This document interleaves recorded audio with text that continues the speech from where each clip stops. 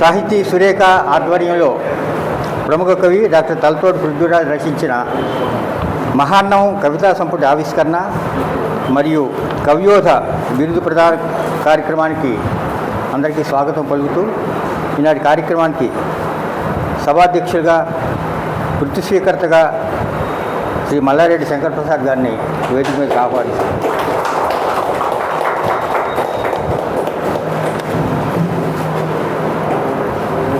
ముఖ్య అతిథి పుస్తక ఆవిష్కర్త శ్రీ ఎం రామకృష్ణ గారిని విశ్రాంత ప్రధానోపాధ్యాయులు వేదిక మీద ఆహ్వానిస్తారు.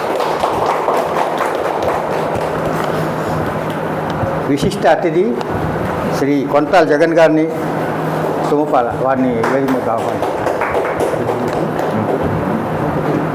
కృతికర్త శ్రీ తలతోటి పృథ్వీరాజ్ గారిని వేదిక మీదకి ఆహ్వానిస్తారు. గ్రంథ సమీక్ష శ్రీ వి రంగబాబు గారు వారిని కూడా వేదిక మీదకి ఆహ్వానిస్తారు.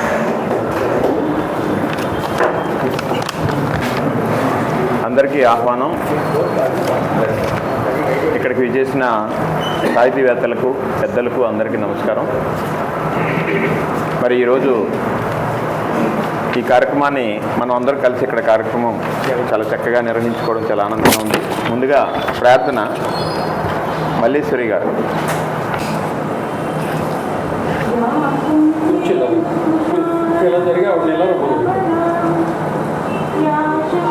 ఈరోజు మనందరం ఇక్కడ ఇలా కలుసుకోవడం చాలా ఆనందంగా ఉంది.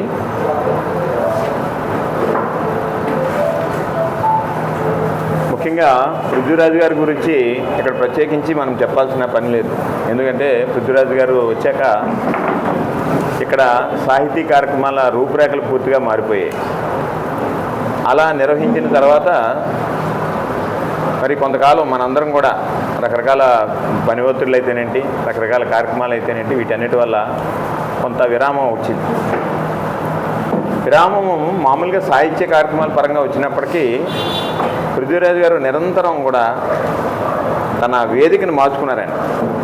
ఫేస్బుక్లో కానీ, తర్వాత మరి యూట్యూబ్లో కానీ వీటిలో చేసుకొని కొన్ని వేలాది మందికి, లక్షలాది మందికి చేరువయ్యారు. నిజం చెప్పాలంటే సాహిత్య కార్యక్రమం నిర్వహించడం కూడా ఈరోజు ఆ స్థాయిలో నిర్వహించడం ఈరోజు జరిగే పని కాదేమో. ఎందుకంటే కొన్ని వందల మంది వచ్చేవారు. రాష్ట్ర వ్యాప్తంలో ప్రముఖులందరూ కూడా వచ్చారు మనకి. ఇక్కడ ఇండియన్ హైకూ క్లబ్కి వచ్చి ఆ కార్యక్రమాల్లో పాల్గొన్నారు. మరి ఆ స్థాయిలో ఇప్పుడు మళ్ళీ నిర్వహించడానికి ఆయన సిద్ధంగా ఉన్న మరి ఆ కార్యక్రమాలకి ఇదవ్వడానికి, మరి ఆ స్థాయిలో మరి ఇదవ్వడానికి చూడడానికి బాగానే ఉంటుంది, అంత దీనిగా ఉంటుంది. కానీ మరి ఆ కార్యక్రమాలు చేయడానికి ప్రస్తుతం ప్లాట్ఫామ్ అది కాదు. ఇప్పుడు అది కాకుండా ఇప్పుడు వేదిక మార్చడం వల్ల కొన్ని లక్షల మందికి కొన్ని ఆయన చేసిన వీడియోస్ అయితే కొన్ని లక్షల మందికి చేరువవుతున్నాయి. మరి ఈ నేపథ్యంలో ఆయన ఎక్కడికి ఇదవ్వలేదు. ఆయన ఇంకా మరింత బలంగా కార్యక్రమాలు చేస్తారు. కానీ మనందరం ఏంటంటే ఏదైనా ఇప్పుడు వాట్సాప్లో కానీ, లేకపోతే దీనిలో కానీ, యూట్యూబ్లో కానీ మన కార్యక్రమాలు చూసేదానికంటే మనందరం ఆత్మీయులందరం ఇలా కలుసుకోవడం అనేది ఒక రకమైన చాలా ఆనందాన్ని ఇస్తుంది మనకి. మరి మన అందరం కలుసుకోవడం, మనం మాట్లాడుకోవడం, మన తాలూకు ఆలోచనల్ని పరస్పరం ఒకరికొకరు పంచుకోవడం, ఇవన్నీ జరిగే విషయాలు చాలా ఆనందాన్ని ఇస్తాయి. ఎంతైనా సరే పర్సనల్గా మనం కలిసేది అనేది చాలా బాగుంటుంది. ఈ నేపథ్యంలో మరి ఈ పుస్తకం మహార్ణవం మనందరినీ కలిపింది. అయితే నా మటుకు నేను నిజంగా అదృష్టం అనేది అంటే అదృష్టం అంటే ఏంటి? అదృష్టం అంటే ఏంటంటే మనం అనుకోనిది మనల్ని వరించడం అదృష్టం.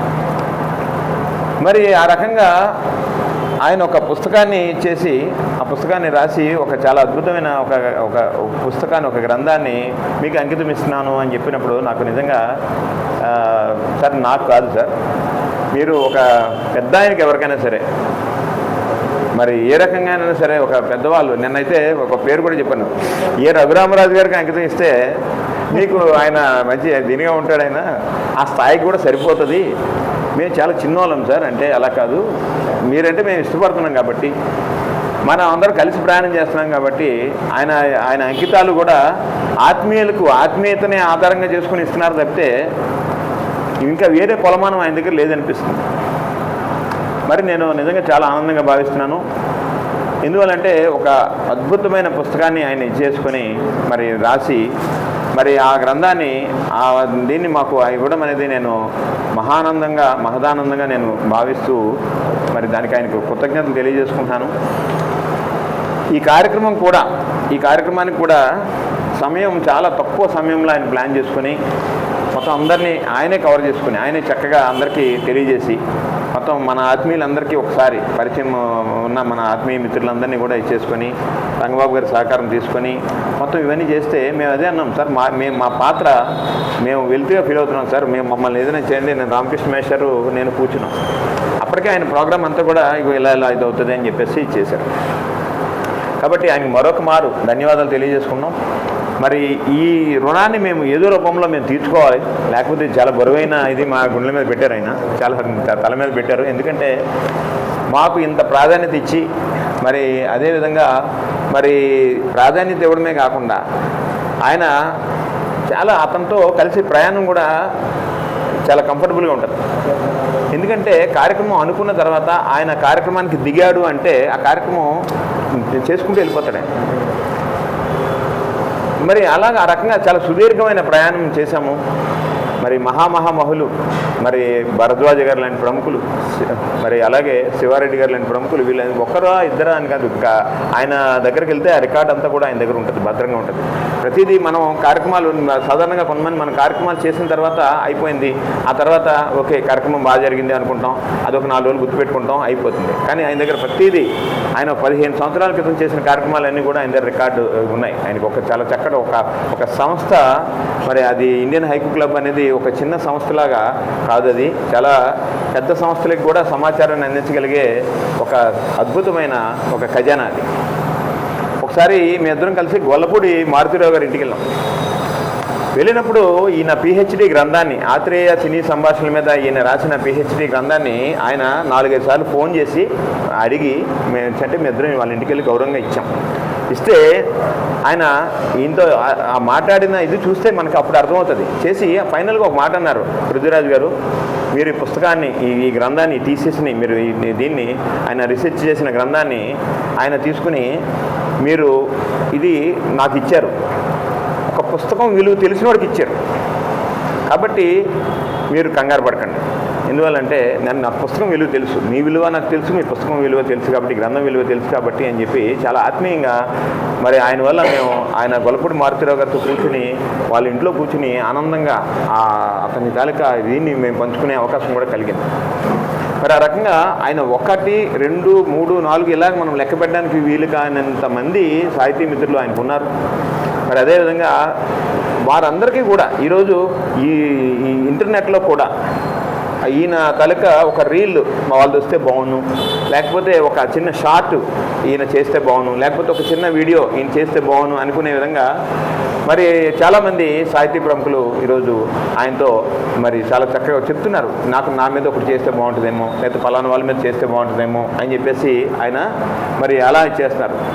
మరి ఈ పృథ్వీరాజు గారు, ఇటువంటి పృథ్వీరాజు గారు నిజం చెప్పాలంటే అనకాపల్లిలో కాకుండా ఏ యూనివర్సిటీలో, ఒక ఆంధ్ర యూనివర్సిటీలో కానీ వేరే యూనివర్సిటీలో ఉంటే ఆయన ఇంకా ఆయన స్థాయికి తగిన విధంగా ఎదుగుండేవారు ఇంకా. కానీ ఇక్కడ కూడా ఆయన ఇప్పుడు ఇక్కడ ఇదేంది లేదు, ఎక్కడ ఉన్నా సరే మనం ఆ పరిమళాలు అనేవి వస్తూ ఉంటాయి, అవి ఆయన స్థాయిలో అద్భుతంగా చేస్తూ ఉంటారు. నిజం చెప్పాలంటే అనకాపల్లిలో ఒక సాహితీ అద్భుతం ఆయన. మరి ఆ రకంగా మనకి పృథ్వీరాజు గారితో ప్రయాణం మనకి సాగుతూ ఉంది. ఆయన ఇదే విధంగా మరి చాలా చక్కటి ఇవన్నీ కార్యక్రమాలు మరిన్ని ఎన్నో చేయాలని మనం మనసా వాచ కర్మ ఆశిస్తూ మరి ఈరోజు ఆవిష్కరణ సభకు మీరు ఇచ్చేసిన మీ అందరికీ కూడా మరొక మారు స్వాగతం పలుకుతూ, సారు చాలా దూరం నుండి వచ్చారు. ఇంకా ఇందాక మేము స్కూల్లో ఉన్నాము, సార్ దగ్గర నుండి పెంటకోట శ్రీనివాస్ గారు ఫోన్ చేశారు. 4:30, 4:15 ఎంత అయింది అప్పుడు. ఆ టైంకి మేము ఇంకా స్కూల్ నుండి బయలుదేరినప్పుడు సార్ వచ్చేసారండి. అంటే మరి అటువంటి వ్యక్తులు మరి ఇలా రావడం మా అదృష్టంగా భావిస్తూ వారికి సాదర స్వాగతం పలుకుతూ మరి ఈ పుస్తకావిష్కరణను చేయాల్సిందిగా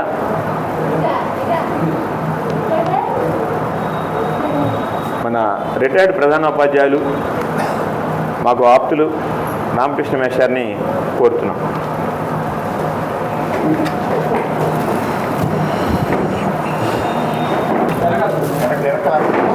ముందు తర్వాత ఇంకో ఫోటో చిన్నారావు గారు ఒక ఫోటో ఈ కుర్చీలు కూడా వెనకాల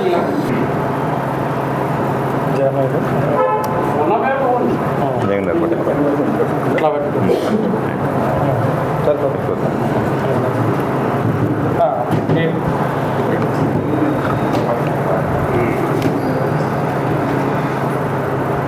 చూడండి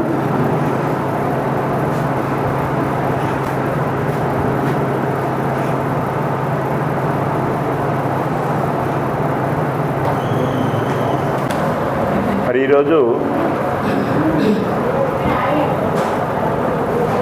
నిజంగా సాహితీ కార్యక్రమాలకు ఈ స్థాయిలో జనం ఈ వీలు చూసుకొని వారి విలువైన సమయాన్ని వెచ్చించి ఇంత పెద్ద సంఖ్యలో చక్కగా ఇక్కడ రావడం అనేది ఇంకా మనకి అంటే ఇక్కడ వాక్యం ఉంది కార్యక్రమాలు చేయడానికి ఇంకా చాలా చక్కటి ఇది ఉంది అనే ఒక సంకేతాన్ని అందరూ ఇస్తున్నారు. తర్వాత వచ్చిన వారు కూడా ఆయా రంగాల్లో చాలా చక్కటి కృషి చేస్తున్న వాళ్ళు, చాలా సమాజంలో వారికంటూ ఒక గుర్తింపు ఉన్నవారు ఇంతమంది రావడం అనేది చాలా గొప్ప విషయంగా భావిస్తూ, మరి ఈ పుస్తకంలో అసలు ఏముంది, మహానవంలో ఏముంది అని వచ్చిన వారందరూ కూడా తెలుసుకుందాం అనుకుంటున్నారు. ఈ మహానవం ఆ పేరు కూడా నేను పృథ్వీరాజు గారు దాన్ని వివరించి చెప్పారు నాకు. రంగబాబు గారు చెప్తారు, రంగబాబు గారు చెప్తారు. పృథ్వీరాజు గారు వివరించే వరకు కూడా మహార్ణవం అంటే ఓకే చాలా బాగుంది, పేరు బాగుంది అనుకున్నాను నేను. అది ఆయన వివరించి చెప్పిన తర్వాత దానికి ఇంత ప్రాముఖ్యత ఉందా, ఇంత చక్కటి ఇది ఉందా అనేది తెలుస్తుంది. నిన్న రామకృష్ణ మేషారు చెప్తూ కొన్ని పదాలు, చిన్న చిన్న చలమలు అనే పదాలు కూడా ఈరోజు విద్యార్థులకి తెలియకుండా అయిపోయినాయి. ఎందుకంటే వాళ్ళ యాతన ఏదో పడుతున్నారు, వాళ్ళు యాతనలో ఉన్నారు. కనీసం చదివే ఇది లేదు, లైబ్రరీకి రావడం కూడా తగ్గించేస్తారు అందరూ. ఇది చదవడం అనే అలవాటు చాలా తగ్గింది. దానివల్ల ఈ సమస్యలు ఉండేటప్పుడు మళ్ళీ ఇంకొక ఉద్యమంలాగా సాహిత్య కార్యక్రమాలు మన స్థాయిలో మనం చేసుకుంటూ వెళ్ళడం అనేది చాలా మంచి కార్యక్రమం. మరి కాబట్టి ఆ రకంగా చేస్తూ ముందు రంగబాబు గారిని ఇచ్చేద్దాం. అసలు ఈ పుస్తకంలో ఏముందనేది మనం తెలుసుకుందాం అనుకుంటున్నాం కాబట్టి రంగబాబు గారిని ఈ పుస్తకాన్ని సమీక్షించాల్సిందిగా రంగబాబు గారిని కోరుతున్నాం. రంగబాబు గారు మీ అందరికీ సుపరిచితులు. వారు ఇటీవలే పదవీ విరమణ చేశారు. మరి చాలా ప్రముఖ రచయిత, కథా రచయిత. కథలు మాత్రమే కాకుండా కవితలు రాస్తారు, అన్ని ప్రక్రియలు హైకులు రాస్తారు, అన్నీ చేస్తారు ఆయన. మరి ఎల్ఐసిలో ఆయన ఉద్యోగ విరమణ చేసి మరి ప్రజలకి పరిపూర్ణంగా అందుబాటులోకి వచ్చారు ఆయన. మరి ఈ రోజుకి కూడా ఆయన మరి ఖాళీగా లేకుండా మరి ఒక పాఠశాలలో ఆయన ఐఐటి ఫౌండేషన్కి మ్యాథ్స్ చెప్తూ ఉంటారు. మరి రంగబాబు గారు, అదేవిధంగా రామకృష్ణ గారు, వీళ్ళందరూ కూడా చిన్ననాటి స్నేహితులు. వీళ్ళందరూ క్లాస్మేట్స్. మరి ఆ రకంగా ఆయన ఈ రోజుకు కూడా ఒక గణిత ఉపాధ్యాయునిగా, మరి సాహితీవేత్తగా, మరి కథా రచయితగా, మరి వీటన్నిటిలోనూ మరి ఒక ముందుకెళ్తున్న వ్యక్తి. మనం పుస్తకము చదివి మనం అర్థం చేసుకున్న దానికంటే ఆయన కోణంలో ఆ పుస్తకాన్ని మనం ఒకసారి చూసిన తర్వాత మనం అప్పుడు చదువుదాం. కాబట్టి ముందుగా రంగబాబు గారిని పుస్తకాన్ని విశ్లేషించి మనందరికీ ఆ అద్భుతాన్ని పరిచయం చేయాల్సిందిగా కోరుతున్నాం.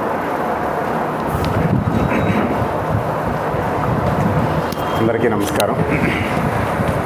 ఈరోజు సాహితీ సురేఖ ఆధ్వర్యంలో జరుగుతున్న ఈ యొక్క పుస్తకావిష్కరణ కార్యక్రమానికి ఇచ్చేసిన మీ అందరికీ కూడా ప్రత్యేకంగా నా ధన్యవాదాలు, కృతజ్ఞతలు తెలియజేసుకుంటున్నాను. ముందుగా సాహితీ సురేఖ అనే సంస్థ అనేది మన శంకర్ ప్రసాద్ గారు స్థాపించిన సంస్థ. అనేక మంచి కార్యక్రమాలు ఈ సంస్థ ద్వారా ఆయన జరిపారు. శివారెడ్డి గారిని తీసుకొచ్చారు, కొన్ని పుస్తకాలని ఆవిష్కరించారు, పెద్ద పెద్ద వ్యక్తుల్ని ఇక్కడ అనకాపల్లికి పరిచయం చేశారు. ఇప్పుడు శివారెడ్డి గారు అనకాపల్లి వచ్చి ఒక అద్భుతమైన ప్రసంగం ఇచ్చారంటే అది ఆ సంస్థ గొప్పదనం. అట్లాగే మనకి ఇండియన్ హైకు క్లబ్ అందరికీ కూడా బాగా సుపరిచితమైన పేరు. హైకుని మొట్టమొదట మనకి అంటే మన అనకాపల్లి వాసులకి ముందుగా అనుకుందాం పరిచయం చేసిన వ్యక్తి పృథ్వీరాజు గారు. ఇంచుమించు 2000 సంవత్సరం నుంచి ఆయనతో నాకు అసోసియేషన్ ఉంది. ఇండియన్ హైకు క్లబ్ స్థాపించి అసలు హైకు గురించి అంటే జపాన్ ప్రక్రియ ఆయన హైకుని ఒక తెలుగులో దాన్ని ఎలా రాయొచ్చు, ఆ సిలబల్ ఏంటి, దాని తాలూకు గ్రామర్ ఏంటి, దాని తాలూకు నియమాలు ఏంటి, ఇవన్నీ కూడా వివరించి హైకుని విస్తృతమైన స్థాయిలోకి తీసుకెళ్లారు, అంతర్జాతీయ స్థాయికి తీసుకెళ్లారు. అది అందరికీ కూడా తెలిసిన విషయమే. అనేకమైన సంపుటాలు వెలువరించాం. అట్లాగే మరి హైకు అనేది ఒక లఘు కవితా ప్రక్రియ. 3 పాదాలు ఉంటాయి. అద్భుతమైన భావం ఉంటుంది. ఆ భావం ఒక చిత్రం మనకి ఆ హైకు చదవగానే ఒక చిత్రం మన కళ్ళ ముందు కదలాడుతుంది అనమాట. ఆ విధంగా హైకులు ఉంటాయన్నమాట. పాప గోరింటా కోసింది, చుక్కలు చంద్రుడు చేతికి చిక్కాయి అంటారు. సో అట్లా ఏంటంటే అది చక్కగా ఒక భావచిత్రం మన కళ్ళ ముందు కదులుతుందనమాట. అటువంటి హైకుల్ని మనకు పరిచయం చేశారు. అట్లాగే తర్వాత నానీలని అవన్నీ చాలా విపరీతమైన శ్రమ చేసి ఒక 5-6 ఏళ్ల కాలంలో 50 నుంచి 60 కార్యక్రమాలు నిర్వహించారు. గొప్ప గొప్ప వాళ్ళని తీసుకొచ్చారు. రావూరు భరద్వాజ గారిని, గోపి గారిని, కడియాల రామ్మోహన్ రావు, వెంటాల శ్రీ వెంకటేశ్వరరావు. సో ఎంతోమంది ప్రముఖులు అనకాపల్లికి వచ్చి ప్రసంగాలు ఇచ్చి అనేకమైన సెమినార్లు కండక్ట్ చేసాం హైకు మీద, వాటి మీద. దాని అందరికీ కూడా బుద్ధిరాజు గారు కారణం. అయితే ఆయనకి మొదటి నుంచి కూడా మినీ కవిత అంటే బాగా ఇష్టం. హైకు కూడా ఆ మినీ కవితలో ఒక భాగమే. హైకు, నాని ఇలాగ రకరకాల ఇప్పుడు చాలా ప్రక్రియలు వచ్చాయనుకోండి. ఆ మినీ కవితలో యొక్క భాగమే హైకును కూడా మనం చెప్పుకోవచ్చు అనమాట. హైకుకి కొన్ని నియమాలు ఉంటాయి.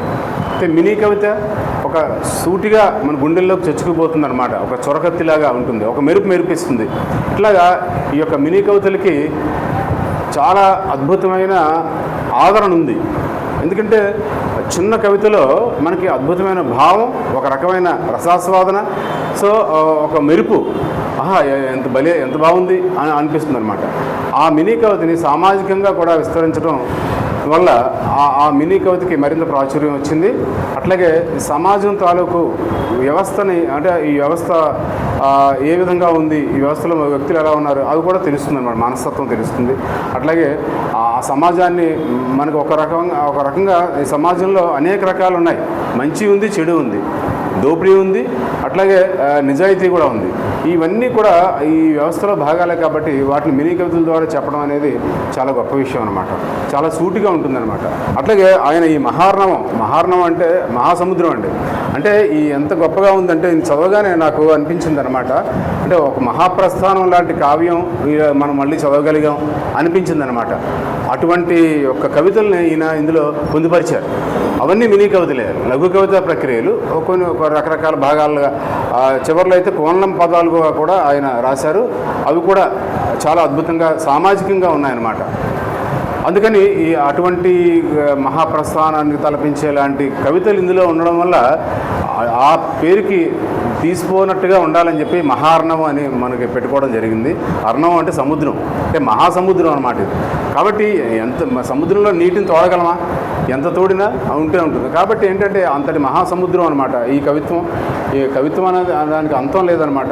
కాబట్టి ఈయన రాసే కొద్దీ ఊరుతూ ఉంటాయి ఆయనకి కవితలు. అందుకే చలమా అని ఒక భాగానికి ఆయన పేరు కూడా పెట్టుకున్నారన్నమాట, చలమా అని. సో ఇట్లాగా అనేకమైన 4 భాగాలుగా ఇందులో ఇక్కడ అని ఒక మకుటంలాగే ఆయన మనకి వేమన పద్యాల్లో అలాగే సుమతి శతకంలో చివరి మకుటం ఎలా ఉంటుందో ఆయన ఇక్కడ అనే ఒక మకుటం తీసుకున్నారు. ఆ ఇక్కడ అంటే ఎక్కడ, అది ఒక వ్యవస్థ కావచ్చు, సంస్థ కావచ్చు. సో మనం పనిచేసే సంస్థ గురించి మనకు బాగా తెలుస్తుంది, అందులో లోటుపాట్లు అవి కూడా. ఆ సంస్థ గురించి మనం చెప్పచ్చు ఇక్కడ అని చెప్పి. అట్లాగే వ్యవస్థ, మనందరం కూడా ఈ వ్యవస్థలో ఉన్నాం. సో ఇటువంటి వ్యవస్థ గురించి కూడా చెప్పచ్చు అనమాట. సో మేడిపండు లాంటి ఈ వ్యవస్థ తాలూకు గుట్టు ఆయన విప్పారు, అంటే వేమన చెప్పాడు ఆ రోజుల్లో. అట్లాగే ఈరోజు మనకి ఈ మహార్ణవంలో ఈ వ్యవస్థ తాలూకు మనకి గుట్టు రట్టు చేశారన్నమాట ఈయన. ఇక్కడ ప్రశ్నలకు తావులేదు, నిజాయితీకి తావలేదు. ప్రశ్నలకు తావలేదంటే ప్రశ్నించేవాడిని అణిచేస్తున్నారు అన్నమాట, గొంతు అణిచేస్తున్నారు. మీకు తెలుసు కదా. కాబట్టి ఎవరైతే ప్రశ్నిస్తున్నాడో వాడిని అణిచేస్తున్నారు. అంటే ప్రశ్నించకూడదు, ప్రభుత్వాన్ని ప్రశ్నించకూడదు. ప్రశ్నిస్తే వాడికి అవమానం, అట్లాగే ప్రజలకి నిజం తెలిసిపోతుందేమో అని భయం. మరి ఒక గౌరీ లంకేష్, ఒక కల్బుర్గిని మనకి వాళ్ళు ప్రశ్నించడం వల్లనే వాళ్ళు పాపం ఆ విధంగా రాజకీయానికి గురైపోయారు. ఇలాగా మా ప్రశ్నకు తావలేదు అన్నమాట ఇక్కడ. సో అట్లాగనమాట. అలాగే ఇక్కడ మేధావులేమో మౌనం వహిస్తారు, బడుగులే ఉద్యమిస్తారు, ప్రశ్నిస్తారు అంటారు. కాబట్టి అంతే కదా, మేధావులందరూ కూడా మౌనం వహించడం వల్ల ఈరోజు ఏంటంటే మరి ఎంతో మార్పు రావాల్సిన సమాజంలో రాకుండా పోతుంది. రాకుండా పోవడం వల్ల ఏంటంటే మనకి ఈ ఓటు హక్కు వినియోగించుకోవడంలో కూడా, అట్లాగే రాజకీయంలో మనకి నేతలను మనం ఎన్నుకోవడంలో కూడా అనేక రకాల మార్పులు వచ్చాయి. డబ్బు, పలుకుబడి, అట్లాగే దాదాగిరి ఇవన్నీ కూడా రాజ్యం వెళ్తూ మనకేంటంటే ఈ నేతలను ఎన్నుకోవడంలో ఇవన్నీ కూడా ఉంటున్నాయన్నమాట. అట్లాగా అన్ని రకాలుగా ఆయన ఇందులో చెప్పారన్నమాట. ఇక్కడ అంతటా కనిపించేదే కరోనాను మించిన వైరస్, భయంకరమైన వైరస్ ఏంటి? కులం. సో కులం ఎంతగా మరి రాజ్యం వెళ్తుందో మీ అందరికీ తెలుసు. కాబట్టి ఇందులో ఈ కవిత వినగానే, ఆ కవిత చదవగానే మనకేంటంటే దాని వివరణ అక్కర్లేదండి, మన సూటిగా మనం గుచ్చుకుపోవాలంతే. కాబట్టి ఏంటంటే ఆయన ఇక్కడ ఎరుపుని చూసుకుని సూక్తిముక్తావళి బోధించే గురువింద స్వామిలు ఎందరో, ఇది కూడా మనకి అర్థం చేసుకుంటే తెలుస్తుంది ఎవరి గురించి అన్నారో. అలాగే ఇక్కడ అవినీతిని అడ్డుకునే నీతివంతునితో నిలవరు, అవినీతి పందుల్ని మాత్రం పల్లకీలో మోస్తారు. అంటే నీతిగా పోరాడే వాడికి ఎవరు రారండి వెనకాల, అంతే కదా. సో డబ్బు, పలుకుబడి ఇవన్నీ కూడా వెనకాల వేసుకుంటే వాడి వెనకాల తిరుగుతారు. నిజాయితీగా ఈరోజు అతను ప్రజలకు చేసిన సేవతో నాకు సీటు ఇవ్వండి అంటే ఇచ్చేవాళ్ళు ఎంతో, ఎన్ని పార్టీలు ఉన్నాయి? డబ్బు ఇస్తేనే 20 కోట్ల, 30 కోట్ల, లేదా 100 కోట్ల. ఎమ్మెల్యేకి అయితే 20 కోట్లు, ఎంపీకి అయితే 100 కోట్లు. సో ఇట్లాగా మరి డబ్బే రాజ్యం వెళ్తుంది. ఆ డబ్బు ఉంటేనే ఆ నేత కూడా అవుతున్నాడు. కాబట్టి ఆ డబ్బు ఆ విధంగా నిజాయితీగా ఉండే వాళ్ళతో ఎవరు నడవరు. సో కాబట్టి ఆయన అక్కడ చెప్పారన్నమాట, ఇక్కడ కోతికి కొబ్బరికాయ దొరికినట్లు చిన్న పదవి హద్దులు మీరే పదవి. అంటే చిన్న పదవిలోనే వాడు ఇష్టం వచ్చినట్లుగా మాట్లాడుతూ ఉంటారన్నమాట. చిన్న కౌన్సిలర్ స్థాయి నుంచి అనేకమైన పదవులు, పెద్ద పదవి అక్కర్లేదండి, చిన్న పదవి ఉన్నా చాలు వాడి యొక్క మాటకి హద్దు లేకుండా పోతుందన్నమాట. అట్లాగే ఆయన సంస్థ, ఆయన పనిచేసిన సంస్థ గురించి చెప్తున్నారు. ఎందుకంటే వ్యవస్థలో అన్యాయం జరిగితే ఆయన సహించలేడు. ఆయన మనిషికి చిన్న వయసులో చిన్నవాడే అయినా సమాజాన్ని పరిశీలించడంలో చాలా పెద్ద వ్యక్తి, గొప్ప వ్యక్తి. అందుకని ఏంటంటే ఆ సమాజాన్ని ఆయన చిన్నప్పటి నుంచే కూడా చదవడం నేర్చుకున్నాడు. మరి సమాజంలో ఎదుటి వ్యక్తికే అన్యాయం జరిగినప్పుడు ఆయన సహించలేనప్పుడు ఆయనకి జరిగితే ఆయన సహిస్తాడా? అసలే చెప్తున్నాను. అంటే ఆయన ఉగ్రరూపం అనమాట ఉంటుంది. ఇక్కడ కుర్చీ ఒకరిది, పెత్తనం మరొకరిది. ఇక్కడ చాలా చోట్ల జరుగుతుంటాయి అన్నమాట ఇవన్నీ కూడా. మా పేరుకే అనమాట. ఇప్పుడు మనకి భారత రాజ్యాంగంలో కూడా అదే జరుగుతుందండి. అత్యున్నత పదవి రాష్ట్రపతి అయితే హక్కులన్నీ ఎవరికి ఉంటాయి? ప్రధానమంత్రికే ఉంటాయి. కాబట్టి ఏంటంటే ఇక్కడ కుర్చీ ఒకరిది, పెత్తనం మరొకరిది. వేరే వాళ్ళు సలహా ఇస్తూ ఉంటారు. అలాగే ఇక్కడ కాకులను కొట్టి గద్దలకు వేస్తారు, వ్యాపార రుణ దిగ్గజాలకు మాఫీలు చేస్తారు రుణాలు.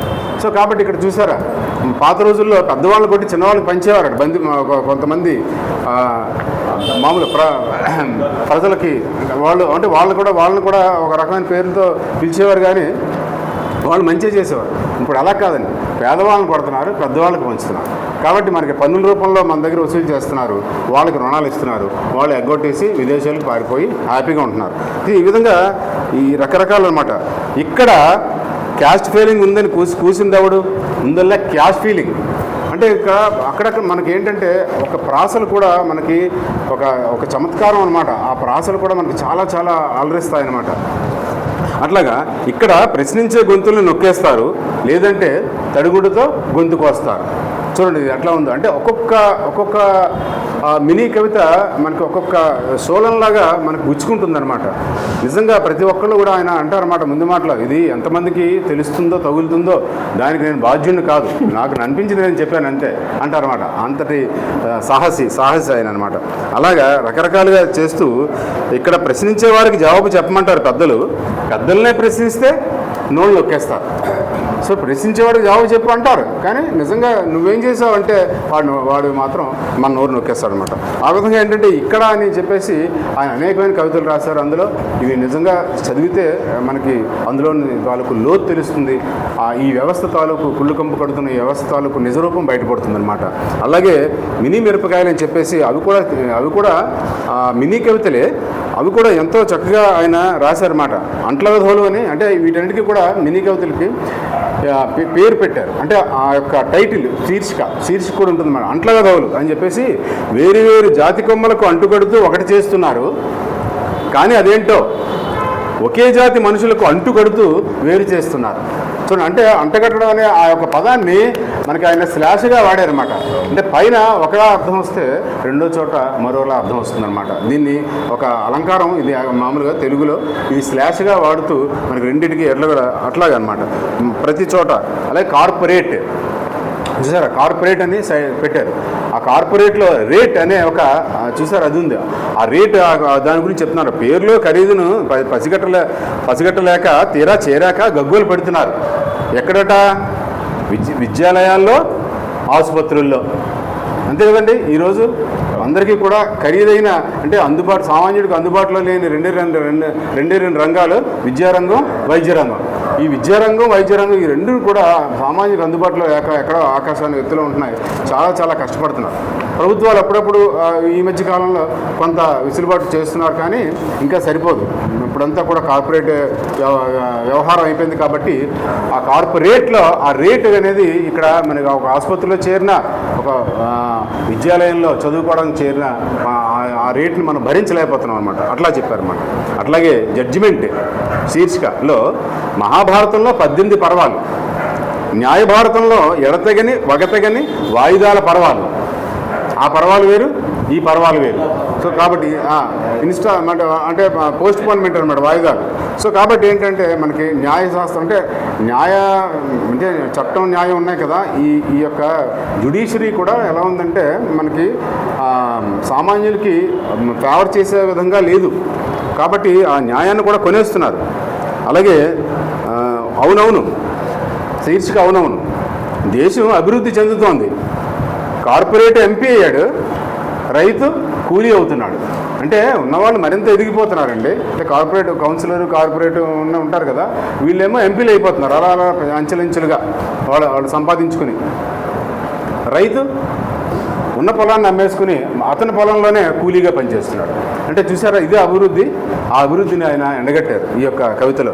మరి ఇప్పుడు చూసారా, మత్తు కోసం ఆ పార్టీల్లో ఆ తీర్థం, అధికార మత్తు కోసం కొత్త పార్టీ తీర్థం.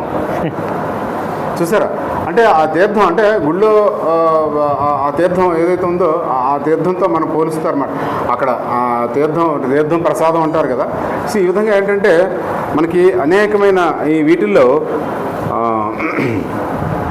వ్యూహం అనే దాంట్లో పెట్రోల్ ఉంటేనే ముందుకు వాహనాలు, పథకాలు ఉంటేనే ప్రజల్లోకి అధికార పార్టీ, మండీ గుణం పెట్రోల్ది, దండీ గుణం పార్టీలది.